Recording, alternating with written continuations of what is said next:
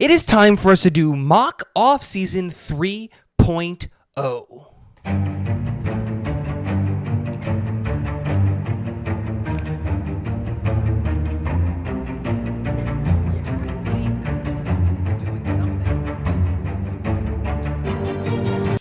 What is going on, guys? Welcome back to Talking Jets with Tigo. My name is Tigo, and boy, do we have a doozy of a mock off season for you guys today. I did a ton of work on this one, so please, all the subscribes and likes and everything like that would be greatly appreciated. But with the combine dead and gone and in the past, in the rearview mirror, we learned a lot of things about a lot of these players, but more importantly, I think we learned a couple of things about the New York Jets and what direction they might want to go in when it comes to the draft. And the biggest rumor that came out, and this was from an article right before the combine by Josina Anderson, saying that the New York Jets were a team that were potentially interested in moving up in this draft to go and get a quarterback, and that's what today's mock offseason is going to be. We're going to be exploring what an offseason would look like if the New York Jets did that. Now, let me be very clear right up front right now. I do not want this to happen. I don't want the Jets to go up and get one of these quarterbacks. But we're going to explore this offseason and what it might look like so that we have better information, better knowledge, and just kind of have an idea of where this thing might go. And we're going to explore all of that in a couple of seconds. But first, we're going to start where we always start. What are the needs for the New York Jets? And guys, it hasn't changed. The needs are the same. They're going to stay the same. We need a quarterback, 2 wide receivers, 2 tight ends, an interior offensive lineman, and just an offensive lineman in general. And then on the defensive side of the ball, we need 3 safeties, 2 interior defensive linemen, a cornerback, an edge, and a linebacker. And so that is what we need. And right now we're operating in and around a $25-ish million budget. And that's not enough for us to go and really attack the offseason. So we're going to talk about cuts, and let's jump right into those cuts. And the cuts are going to kind of stay the same. Every year, every kind of video, they're going to say the same. We're going to cut Aaron Rodgers, Devontae Adams, Alan Lazard, Greg Zuerlein, and Michael Clemens. Those guys are gone. They're no longer on the football team. And we're also going to be cutting Jeremy Ruckert in this scenario as well. We're going to get rid of him and everything like that. And now that we're in this situation, we're going to talk about what our plan is for the mock off season. So one of the things that I really did want to do with this mock off season is to say, okay, if we're trading up for a quarterback, that means that we're all in on that quarterback. And that's exactly what we're going to do. We're going to go all in on giving this kid, whichever quarterback it is that we take, all of the weapons, all of the everything that they're going to need to be successful in the NFL. We're not going to give him any excuses. We're going to make sure he has a top-notch offensive line, top-notch wide receiver weapons, top-notch tight ends, top-notch running game. We're going to do everything in our power to make sure that this kid doesn't have any excuses. We're going to put all of our time and effort on the offensive side of the ball to make sure this kid hits. We got to make his life as easy as possible. But the only way that we can do that is if we make a trade. And before we get to the offseason, we're going to secure our trade. And the New York Jets are making a trade with the team that Josina Anderson predicted the New York Jets to be in conversation with,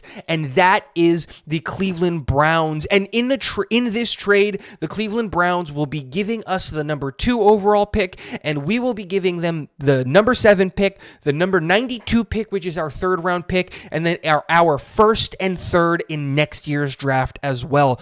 Look, I don't want to make this trade, but this trade does make sense, especially in a bidding war that we might be in for this pick with teams like the Giants, the Raiders, the Saints. There are a ton of teams that need quarterbacks, and if we're going to do it, we need to blow the socks off of Cleveland to go and get our guy. Let's remember, don't yell at me in the comments. I don't want to make this trade. I would rather trade back in this draft, but this is what that might look like. And now that we know we're going to be picking number 2 overall, we know for a fact we're going to get our guy. We're going to get a quarterback. Let's talk about all the players that we're going to sign to help this kid, and then we'll get to the draft and find out who it is that we're going to go get. Number 1, we're going to talk about pending free agents, and this list hasn't changed except for one thing. We're going to be bringing back safety Tony Adams on a league min deal, and we're going to, and the same guys coming back as before when it comes to pending free agent.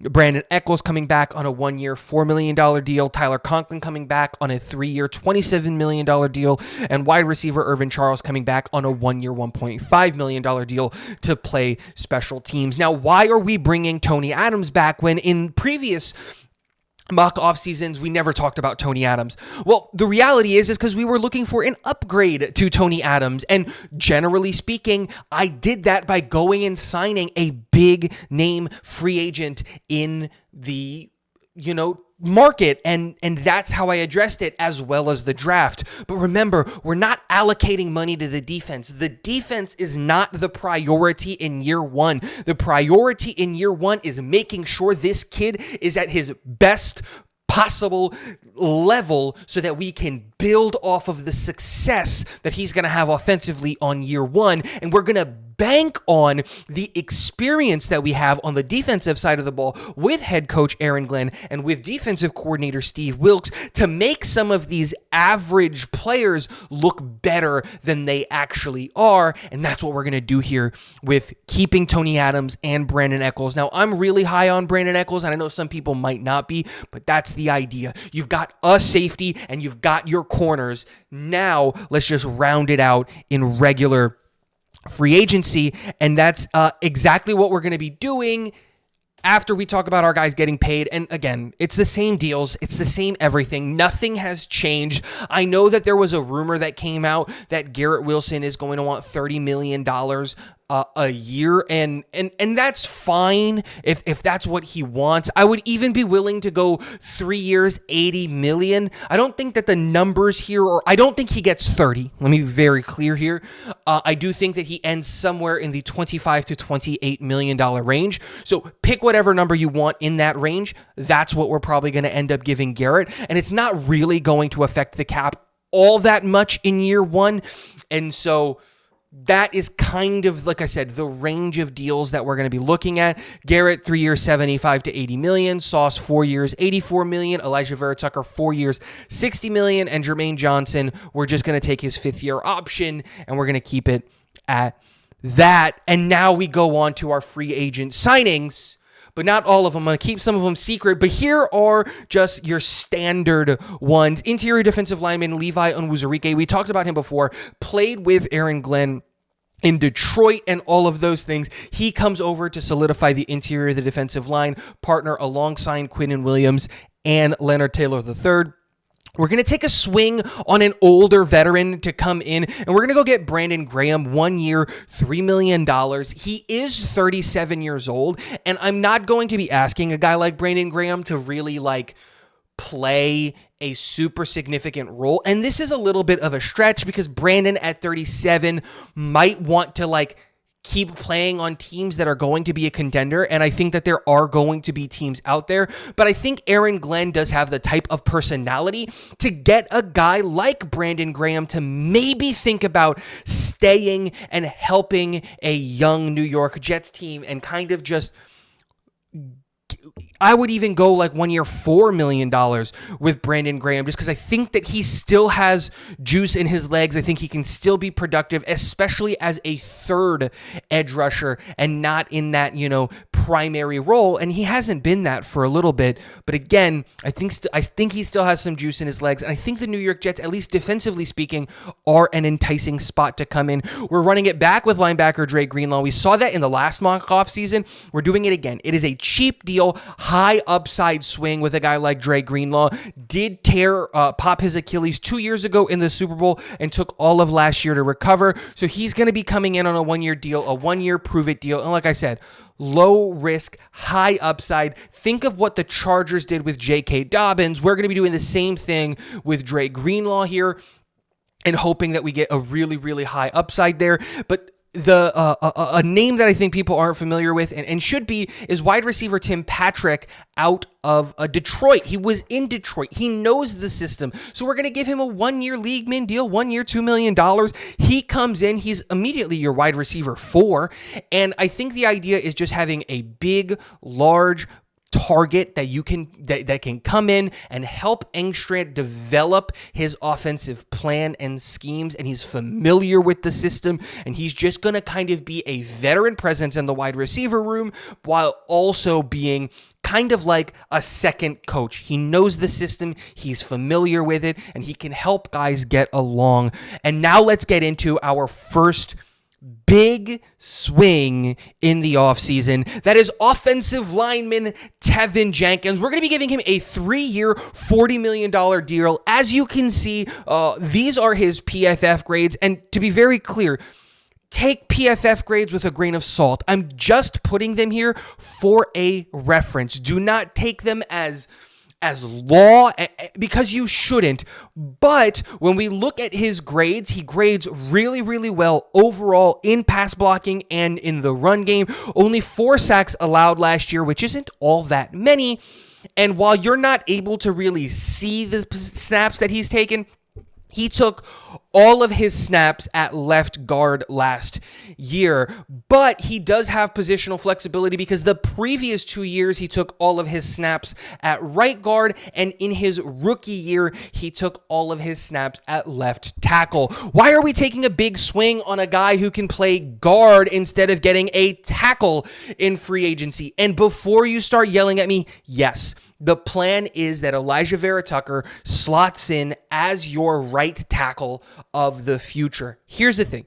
Tevin Jenkins and Elijah Vera Tucker both played tackle in college, and both can play tackle in the NFL. And the way that I would have the conversation is you both came in on essentially the same deal. One of you is going to be our right tackle, and one of you is going to be our right guard, and you have a competition to see who wins out. My expectation is fully that AVT wins that job and is our right tackle of the future, and now we have solidified the offensive line. Why are we doing this? Well, because I think there's a couple of things in play. This free agent market at tackle isn't all that great. A lot of the guys that are available are left tackles and have been left tackles for a long time. And so you have to ask yourself a question. Would you rather move the guy who played at right tackle for this team, wants to be a tackle for this team, and has sacrificed for this team,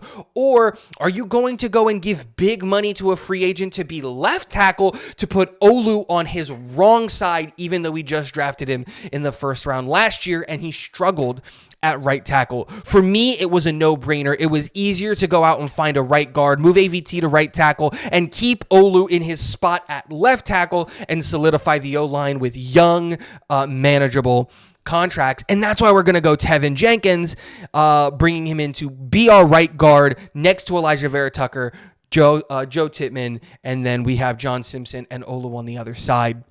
And here's the real big swing. This is what you guys have been waiting for. We're going to take a massive swing. What is a young quarterback's best friend? pass catchers and damn good pass catchers. And that's exactly what we're getting in wide receiver Chris Johnson. He's going to get a 3-year, $60 million deal to come to the New York Jets. And while he had a shortened season in 2024 because of an injury, he was on pace to be one of the best wide receivers in the NFL. And when you look at his grades, his overall grades and his receiving grades, that's exactly what we saw from him.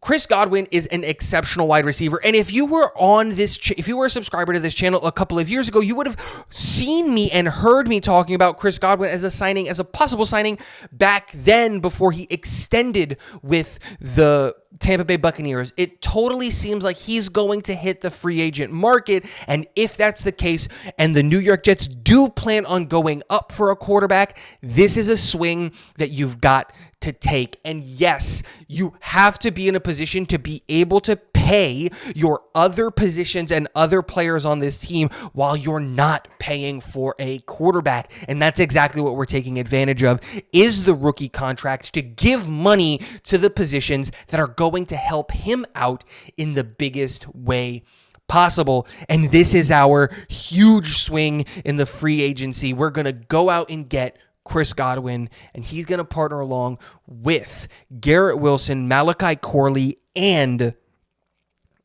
Tim Patrick, and provide a really, really high upside top end with depth pieces that you kind of don't know what you're going to get out of them, but you have some stuff there as well.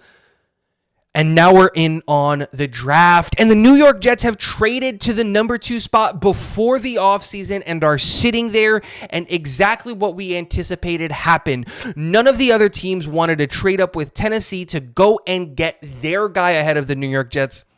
So the Tennessee Titans select Abdul Carter, the defensive end out of Penn State, leaving the New York Jets with their pick at quarterback, and they go out and they select quarterback Cam Ward out of Miami. Look, Cam Ward is a really, really interesting prospect. And while I don't have a top of the first round grade on him, I do think that he is the QB1 of this class. You can see by his grades how well and how accurate his adjusted completion percentage, threw for over 4,000 yards and almost 40 touchdowns while only throwing 7 interceptions, which is incredible rate. And so when you take all of these things into consideration, he had Miami operating at an incredibly high level and almost got Miami into the college football playoff, and was just short of doing that and broke like all of the records at Miami, putting himself in a position to be the first quarterback taken in the draft. Now we're going to protect him from some of his shortcomings and all of those things by beefing up the offensive line and getting him the weapons and getting the ball out of his hands quickly and really having a rushing game and all of that stuff. But he has plus athleticism. He's got a good enough NFL arm. He's accurate, and he's got all of the things that you need for an NFL quarterback. Let's see if it works. Cam Ward is the first pick in the draft, and we got to keep our second round pick because we only traded our third round pick. So in the second round, the New York Jets select Xavier Watts, safety out of Notre Dame, with the 42nd pick. Now, we're going to need a safety, and Xavier Watts really comes in as a player that can kind of do it all. He can play deep, he can play in the box, he can play in the slot. You really don't know where you're going to line up Xavier Watts, and he had a phenomenal year with the Fighting Irish this year, taking them all the way to a championship game and then losing, obviously, to Ohio State in the championship. But honestly, a really good year. I think it's like, what is it? There it is. It is 67 tackles, which is phenomenal. 505 coverage, dropbacks, 6 interceptions, 5 forced incompletions, an excellent coverage grade of 89.5, and again, feels comfortable coming downhill, and you see that from the tackles and the assisted tackles that he got in, his time with Notre Dame, and he's just going to slot in right next to Tony Adams, and there's your starting duo in New York in the safety room. We don't pick in the third round, so we go right into the fourth round, and we take interior defensive lineman Jamari Caldwell. Green Bean gets what he wants. He gets a big fatty right up the middle. Jamari Caldwell is a behemoth of a human being. I believe he is like 6'3", 340 pounds. I'll have to look it up in a second. But Jamari Caldwell provides you exactly what you want in an interior defensive lineman because he's just huge, really, really good against the run defense. And if he gets caught out on the field, 6'1", 340 pounds, if he gets caught out on the field in a pass rushing set, he's not that big of a liability, and he can play in the A gap, in the B gap. He can be a one tech, he can be a two tech. That's exactly what you want from the guy. I think that you're looking at a guy who can play on early downs, eat up blocks, and really, really be a force positive in the run game. Jamari Caldwell, formerly of the Ducks, now a New York Jets, and we stay in the fourth round. You have 2 fourth-round picks, I believe, and we're going to take, no, this is a fifth-round pick 145, tight end Jake Brenningstool out of Clemson. The former Tiger projects to be more of a pass-catching tight end than a inline blocking tight end, and he does have the frame and the skill set to really be a threat in the seams and in the vertical game. And I like the idea of that because what we're doing here and the idea here that we're going to have with the tight end room is that we're going to keep Conklin as your do-it-all tight end. He's going to be your receiving threat, your blocking guy. He can do both of those things. And what we're doing here is we're bringing in Jake to be a pass catcher, but I think that he can absolutely work and develop in his blocking game and being more versatile of a player. 6'6", 240 pounds, only 22 years old. You hope that he has all of the raw tools to be successful as a tight end, and he already provides you a force positive as a pass catcher and a relatively good contested catch rate, so he can be a red zone target. So again, force positive. We're revamping the tight end room. We know what we get with Tyler Conklin, and we're going to take a little bit of a swing here on a guy like Jake Brenningstool and getting a guy who has high upside as a pass catcher. Right now doesn't provide much outside of being a pass catcher, but has shown a willingness in his tape to really try and block and try and be a force positive. He's just not good at it yet. Get him in an NFL weight room, get him in with NFL coaches, and see what changes. And now we're going to get to one of my favorite players in the draft, and we get him in round 5 with pick 157. A couple of picks later, Jonah Monheim, the offensive lineman out of USC. Now, why am I saying that he's an offensive lineman and not a center? Well, it's because look at that snaps in the bottom left, the snaps by alignment. He had played 700 snaps at right tackle in 2022, 700 snaps at left tackle, and 800 snaps at center. This is true 5-position flexibility from a guy like John Monheim. He is exactly the type of player that you want. When you look at the level of competition that he faced at USC, he grades out relatively well. Low 70s, high 60s in almost everything, and that's phenomenal. That's exactly what you want in zone grades, gap grades, which means he can operate whatever it is that you need to do in the offense. And we know how USC operates basically in an air raid 4 verts offense. So he needs to sit there and protect for a long time. And in 2023, arguably his best year as an offensive lineman, playing at left tackle, he was blocking for I forget his name, the guy who went to Chicago, Caleb Williams, and we knew how much Caleb Williams liked to run around and dance and how long he held onto the ball, and he held up his own. And in 2022, again, another phenomenal year, played at right tackle, right guard, and so he's played everywhere on the offensive line. And the idea with Jonah Monheim is that you're going to come in, sit on the bench, be the first guy off of the bench on any of these offensive line positions, wherever it is that we need you. And you know what you're going to be, Monheim?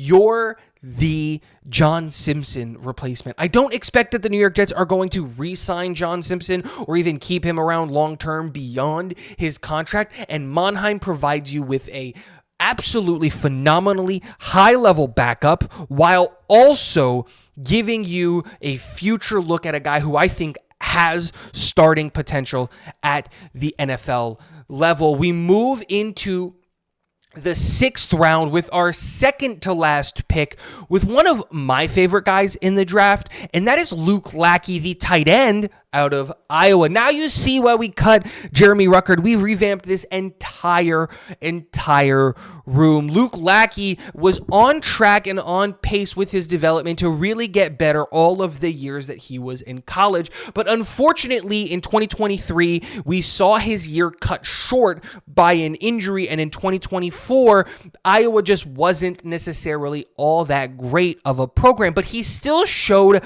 a ton of promise and a ton of ability in that time. That's why we're getting him in the 6th round. He does have some run blocking chops. He does have some pass catching chops, but we're just going to go and get a guy who can kind of be an all-around good tight end. And remember, he's tight end 3. We're going to be trying to develop these guys and turn them into something. We're really going to rely on a workhorse that is Tyler Conklin in this new deal that he's getting in the first year or two, and hoping that Brenningstool and Lackey develop with this offense and then become those workhorse guys in year 2 and year 3 when we're seriously considering moving on from Conklin. And that's what we're doing here, throwing as many just throwing everything that we can at the tight end position, hoping that something sticks. And you could even partner this with not even cutting Jeremy Ruckert and keeping, Kenny Yeboah and legitimately just having a 4 tight end battle and saying, Lackey, Brenningstool, Ruckert, and Yeboah, 2 of you are making this team. Which 2 of you is it? And I love the idea of having just a ton of competition at a position that is so important. And with the final pick for the New York Jets, we're going to be taking actually a person that we met with. This pick was actually somebody different. I changed it just so that we can talk about him. Is kicker Ryan Fitzgerald out of Florida State. Why are we taking a kicker? Because kickers are important. Don't listen to Dom C with his, we'll just throw as much money as possible at the kicker position until we find it. A good kicker is worth his weight in gold, and using the 6th round pick on a guy who has the potential to be that, was the best kicker in the nation last year, that's worth it, in my opinion. 5 of 5 from field goals of 50 yards or more. Missed a field goal at 40 to 49, which is kind of weird. 3 for 3 from 30 to 39. 5 for 5 from 20 to 29.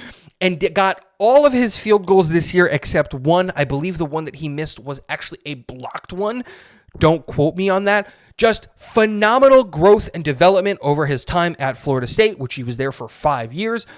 And now is a really, really good, consistent kicker with a big leg that can go out there and help you win games and has very, very good leg power and accuracy, and that's what we need. How many games did we lose last year because we didn't have a kicker? How many games would we have won, and how many extra points would we have had if we had a kicker?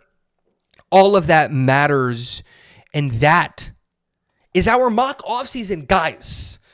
Let me know what you guys think of all of that, all of the signings, from signing Chris Godwin and Tevin Jenkins in free agency, from going out and drafting Cam Ward and getting him guys like Lackey and Brenningstool and Monheim to help protect him and keep him upright and get the ball out quickly. I'd love to know your comments and your thoughts in the comment section below. My name is Tigo. This is the Talking Jets with Tigo channel. Thank you so much for hanging out with me.